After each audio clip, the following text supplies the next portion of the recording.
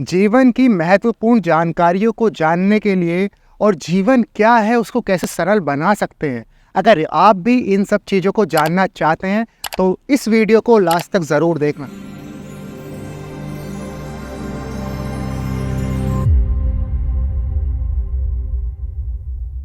अच्छा गुरुजी, ये सवाल बहुत सारे पंडित लोग या बहुत सारे जिनसे हम पूछते हैं, हाथ दिखाते हैं या कुंडली दिखाते हैं, लोग बताते हैं आजकल के पितृदोष क्या है और ये कैसे वर्क करता है इंसानों पे। देखो, पितृदोष वैसे तो कोई पितृदोष होता नहीं, क्योंकि पितृ बन गया उसका क्या दोष है।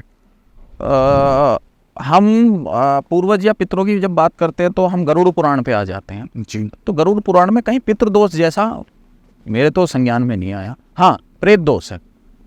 देखो, हमारे यहाँ अंतिम संस्कार की एक क्रिया है जी, और अंतिम संस्कार की क्रिया और अपनी पितरों की मुक्ति को बड़ा महत्वपूर्ण माना गया है। जब भगवान राम नदी पार करने के लिए केवट से नाव में सवार होना चाह रहे थे, तो उस केवट ने भी भगवान से धन दौलत नहीं मांगी। उस केवट ने भी भगवान से कहा कि भगवान मेरे पितरों का उद्धार करो, उन्हें पार लगाओ। हमारा जन्म इसलिए भी हुआ है कि हम अपने पितरों को तार सके, उनके लिए ऐसी चीजें कर सके कि वो उतर जाए।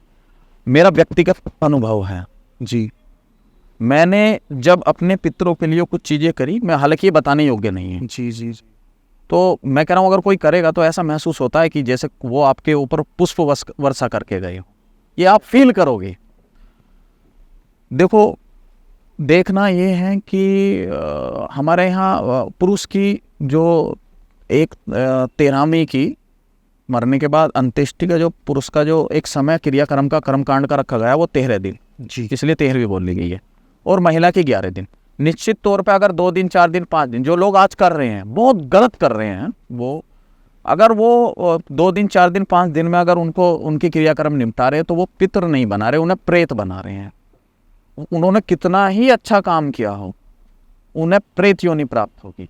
जब उन्हें प्रेत योनि प्राप्त होगी तो वो उसी घर में रहेंगे जिस घर के वो सदस्य हैं, और वो अपने उस परिवारजनों को ही परेशान करेंगे जिन्होंने उनकी बढ़िया आचरण के बावजूद भी उनके क्रियाक्रम में लालच दिखा के, समय का अभाव जानकर अपनी चीज़ों को इम्पोर्टेंस देखें, उनकी सदगति में रोड़ा बने हैं। क्योंकि 13 दिन जब हम पिंडदान और ये चीज़ें हम करते हैं तो उनसे उस प्रेत आत्मा का सूक्ष्म शरीर बनता है। अच्छा। ये गरुड़ पुराण में है। उस सूक्ष्म शरीर से ही वो आगे के लोक की यात्रा करती हैं।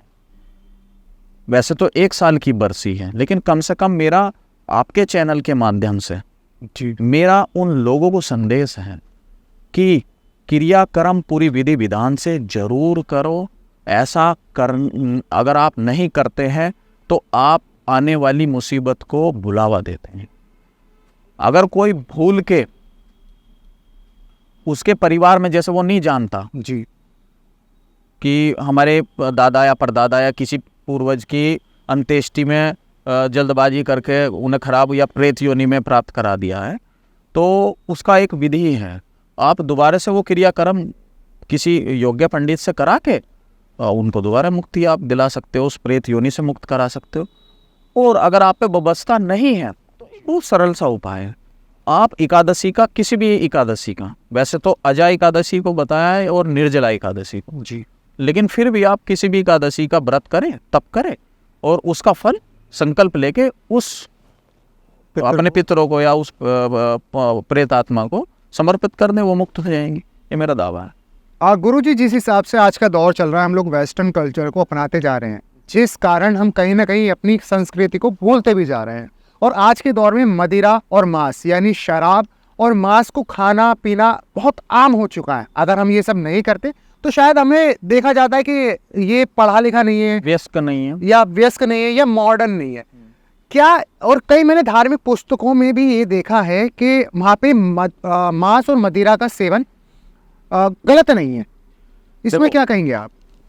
वो डिपेंड परिस्थितियों पे। देखो, हम धार्मिक बुक के उन चीज़ों पे नहीं गए। मैं इत्तेफाक नहीं रखता ना उन चीज़ों से कि जो उसमें लिखा है। मैंने पहले ही कहा है कि शास्त्रों में से लिखी हुई अच्छी चीज़ें लीजिए, और कहीं भी मुझे नहीं लगता कहीं भी ये लिखा है कि आप मांस मदिरा खाओ। हाँ, किन्हीं किन्हीं देवियों को या देवों को मांस मदिरा, जैसे भैरव बाबा या काली देवी को मांस, ये सब मांस तो नहीं, हाँ मांस भी और दारू भी है, लेकिन देखो भगवान कोई भी मांस की बलि नहीं चाहता, कोई भी मांस नहीं खाता, कोई दारू नहीं खाता, ये बिल्कुल स्पष्ट है। बलि देनी है तो बलि फल है, हमारे यहाँ लौंग की बलि है, नारियल है वो बलि फल है, और चीज़ें हैं जो बलि फल है, जायफल है बलि फल है, सुपारी है बलि फल है, आप ये चढ़ाइए। रही बात खाने की, हाँ जैसे बुद्धिज़्म में ये है कि मरे हुए जानवर का आप मांस खा सकता हो, तो मुझे लगता नहीं, क्योंकि बुद्ध को जो जानता है, जो उनके जीवन को जानता है, वो और मांस खाएं। बुद्ध कभी भी पक्षगर नहीं है कि मांस खाया जाए, क्योंकि बुद्ध का निर्माण ही, धार्मिकता का निर्माण ही बुद्ध का मृत्यु के सत्य से हुआ है। जो मृत्यु के सत्य से जिसका निर्माण हुआ हो, वो किसी को मौत के घाट कैसे उतरवा सकता है।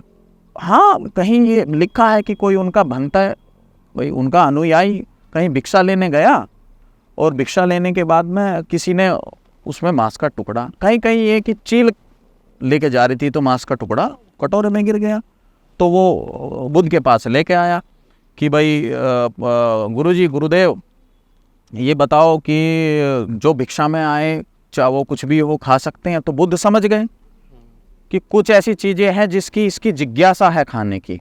बुद्ध की वो प्रारंभिक यात्रा थी। बुद्ध ने सोचा, मेरा ऐसा मानना, उस समय सोचा होगा कि अगर मैंने इसे अब मना कर दिया तो ये खाएगा जरूर दुबका चोरी से, इसलिए मैं इसका रूप बदल देता हूँ। उनके ठीक है, खा सकते हैं। नो, अगर मांस का टुकड़ा हुआ, क्योंकि बुद्ध समझ गए कि इसकी जिज्ञासा है मांस खाने की, अगर मैंने हाँ नहीं करा तो मेरे सारे अनुयायी को ये तोड़ेगा, बदतमीजी करेगा। नहीं, बुद्ध नहीं कभी कह रहे कि मांस खाओ आप। बुद्ध कभी ये भी नहीं कह रहे अपने से बाहर झाँको। बुद्ध तो कह रहे अपने अंदर जाओ, मांस खाना क्या है। सही बात। बुद्ध ने तो हमेशा कहा है कि अगर आपको भगवान को जानना है, ब्रह्म को जानना है, स्वयं को जानना है, अपने अंदर झाँको। बुद्ध हिंसा की बात तो करते ही नहीं है। नहीं, बुद्ध देखो, आजकल मैं देखता हूँ कहीं कहीं जो बुद्ध को पालन करते हैं, ऐसे समुदाय हैं, वो बुद्ध के पद चिन्हों पे भी नहीं चलते। बुद्ध को मानना, नकारात्मकता को तो बिल्कुल जड़ से खत्म कर देना है। बुद्ध ने कभी भगवान का विरोध नहीं किया। बुद्ध ने कभी भी मांस मदिरा खाने के लिए नहीं कहा। वो खा रहे, वो उनके अपने स्वाद है, उन्हें खाने नहीं चाहिए, ऐसी कोई परंपरा नहीं है, खाना चाहिए। असुरों का काम है खाना, वो असुर होंगे, वो राक्षस होंगे जो मांस खा रहे हैं। नहीं तो मांस खाना असुरों का, जानवरों का काम ही तो है। हाँ, सही बात है। गाय अगर भूखी है तो मांस थोड़ी ना खा लेगी। शेर अगर भूखा है घास थोड़ी ना खा लेगा। सबकी अपनी अपनी खाने की प्रकृति बनी है, वो उसकी ही बनी है। एक इंसान ही है, जो चाहे वो खिला लो, मांस खिला लो, मदिरा पिला लो, घास फूस खिला लो, जो चाहे वो खिला लो। ये सब इंसान का कमाल है। क्या जानवर बन रहे हो आप इंसान होने के बाद में। मांस मदिरा के मैं बिल्कुल पक्ष में नहीं। गुरुजी, आपके हिसाब से मांगलिक दोष क्या हो? मंगली दोष जो होता है वो अच्छा अक्सर देखा गया है, ज्योतिष में भी इसका है कि ऐसे जातकों का मंगली ही लड़की या लड़के से विवाह होता है। माना ये गया है कि अगर मंगली लड़की या मंगली लड़के से इनकी विवाह होते हैं, किसी लड़की का मंगले लड़के से और किसी मंगली लड़के का मंगली लड़की से विवाह होता है, तो मंगली दोष खत्म हो जाता है। लेकिन ऐसा नहीं है, वो संपूर्ण रूप से खत्म नहीं होता। वो उसके व्यक्तिगत जीवन में रहता ही है। हाँ, वर और वधू पे उसका कोई दुष्प्रभाव नहीं पड़ता है, ये तय है। लेकिन व्यक्तिगत जीवन में उसका दुष्प्रभाव हमेशा रहता है, पुरुष पे ज्यादा रहता है। तुमने देखा होगा जो मंगली लोग हैं वो थोड़े एग्रेसिव किस्म के होते हैं, तो उन्हें एक बहुत सिंपल सा उपाय है जो मैं आपके चैनल के माध्यम से बताना चाहता हूं।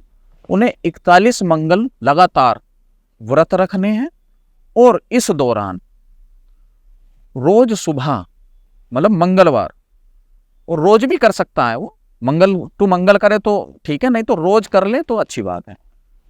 पहले मंगल चालीसा का पाठ, उसके बाद हनुमान चालीसा, वो भी शुद्ध हनुमान चालीसा जो वाल्मीकि जी द्वारा रचित है।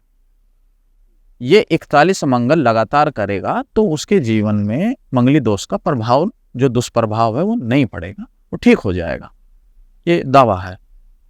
और बजरंग बली के उपासक हैं, अगर वो शुद्ध हनुमान चालीसा का अगर पाठ करते हैं तो उन्हें एक विशेष सिद्धियों का भी अनुभव होता है। अगर किसी को हनुमान चालीसा, शुद्ध हनुमान चालीसा या मंगल चालीसा अगर चाहिए तो मेरे पास है, मैं दे सकता हूँ। गुरुजी, हम अपने परिवार वालों से, अपने माता पिता से सुनते आए हैं कि जल्दी उठो, सुबह जल्दी उठो, लेकिन जब थोड़े बड़े हुए तो पता लगा जल्दी उठने का मतलब क्या है, ब्रह्म मुहूर्त में उठो। ब्रह्म मुहूर्त क्या है और ये हमारे लिए कैसे लाभदायक हो सकता है? तमाम तरह के शास्त्र में चीजें भरी हुई है ब्रह्म मुहूर्त के बारे में, क्योंकि हमारे व्यक्तिगत जो समय की गणना है और जो दिन की गणना है वो ब्रह्म मुहूर्त से शुरू होती है। और जो भी व्यक्ति घर से निकलता है तो बड़ी ऊर्जा से निकलता है, लेकिन जब घर में आता है तो उसकी ऊर्जा खत्म होती है, वो ऐसा कह लो उसकी बैटरी डाउन मिलेगी। यही समय की गणना है। जब दिन का उदय होता है तो ब्रह्म मुहूर्त से होता है, और उस समय पे ब्रह्म मुहूर्त बहुत पवित्र मुहूर्त बनाया गया है। किसी को अपने मंत्र को वो जागृत हुआ है नहीं हुआ है अगर जानना है तो वो ब्रह्म मुहूर्त पे बिल्कुल कमर सीधी करके और हृदय पे माला को रख के वो पूरे ब्रह्म मुहूर्त जाप ले, उसके शरीर में ऊर्जा उत्पन्न होगी, उसको पता लग जाएगा कि मेरा मंत्र जागृत हो गया नहीं हो गया। और कोई नास्तिक भी है, अगर वो ब्रह्म मुहूर्त में उठता है तो उसका विशेष लाभ उसे मिलता है। हम जब ब्रह्म मुहूर्त में उठते हैं तो जो हमारी शरीर की जो दिन की यात्रा है और समय की जो यात्रा है उसका तालमेल होता है। मतलब हम समय के ट्रेन के डिब्बे में हम समय से बैठते हैं, तो हमारा जब नक्षत्र समय का तालमेल होता है तो वो पूरे दिन हमारे अंदर एक ऊर्जा, एक अच्छी ऊर्जा, पॉजिटिव ऊर्जा बना के रखता है। तो ब्रह्म मुहूर्त में उठने वाला व्यक्ति अगर मानसिक रूप से भी अगर बीमार है वो ठीक होता है, और उसकी अगर कहीं स्मरण शक्ति खत्म है तो ठीक होता है। बस बच्चे को उठा दो आप, उसके पढ़ने की क्षमता बढ़ जाएगी, याद करने की क्षमता बढ़ जाएगी। कहीं अगर वो उगते हुए सूरज को देखेगा तो जीवन में और आनंद और ऊंचाइयां पे वो सूर्य की तरह बढ़ता चला जाएगा। इसलिए मैं अपने जो मुझसे जुड़े हुए लोग हैं और जो भक्तों को मैं सलाह देता हूँ, ये मैं एक नियम भी बताता हूँ कि भाई ब्रह्म मुहूर्त में उठो, मंत्र जप करो, कई लाख गुना उसका फल मिलेगा। उगते हुए सूरज को टकटकी लगा के देखो, शुरू में 1-2 मिनट में पलक झपक रही है, झपकाओ, कोई बात नहीं, लेकिन कोशिश ये करो कि टकटकी लगा के ही उसको देखे, जब तक वो सूर्य उतने प्रचंड उसमें नहीं आ जाए कि वो आपके आंख में चुभता। ब्रह्म मुहूर्त का हमारे जीवन में बड़ा महत्व है, हर व्यक्ति को ब्रह्म मुहूर्त में उठना चाहिए। तो ये थे हमारे रोहितेश्वर महाराज जी, जिनसे आपने बहुत कुछ सीखा होगा। जाते जाते मैंने गुरुजी से केवल एक सवाल पूछा जो मैं रिकॉर्ड नहीं कर पाया, बट मैं आपको बताना जरूर चाहूँगा। मैंने गुरुजी से पूछा कि गुरुजी मृत्यु क्या है, और गुरुजी ने जो जवाब दिया वो शायद मेरे अंदर रच बस गया है। मृत्यु कुछ भी नहीं है, केवल एक भय है, और एक्चुअल में मृत्यु ही हमें इस नर्क लोक से, इस पृथ्वी लोक से निकालकर शायद मोक्ष की ओर लेके जाती है। तो अगर आप मृत्यु से डरते हैं तो डरने की ज़रूरत नहीं है। और अगर आपने इस वीडियो से कुछ भी पाया हो, कुछ भी सीखा हो, तो चैनल को सब्सक्राइब ज़रूर कर लेना। वीडियो पसंद आई हो तो वीडियो को लाइक ज़रूर कर देना, और एक प्यारा सा कमेंट मेरे मोटिवेशन को बढ़ाने के लिए काफ़ी है तो वो भी ज़रूर कर देना। जय श्री राम, जय हिंद।